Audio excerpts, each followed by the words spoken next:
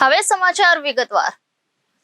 Uttarayan police station ખાતે ધાક ધમકીની ફરિયાદ નોંધાઈ હતી। સૌરાષ્ટ્રના વિવાદિત વિશાલ નામના ઇસમ સામે આ ફરિયાદ કરવામાં આવી હતી। સુરત બહારથી લોકોને બોલાવી ધમકી આપતા હોવાની ફરિયાદ કરવામાં આવી છે। ઉત્તરાયણ પોલીસ સ્ટેશન ખાતે ધાક ધમકીની ફરિયાદ નોંધાઈ હતી। સૌરાષ્ટ્રના વિવાદિત વિશાલ નામના ઇસમ સામે આ ફરિયાદ કરવામાં આવી હતી। સુરત બહારથી લોકોને બોલાવી ધમકી આપતા હોવાની ફરિયાદ કરવામાં આવી છે।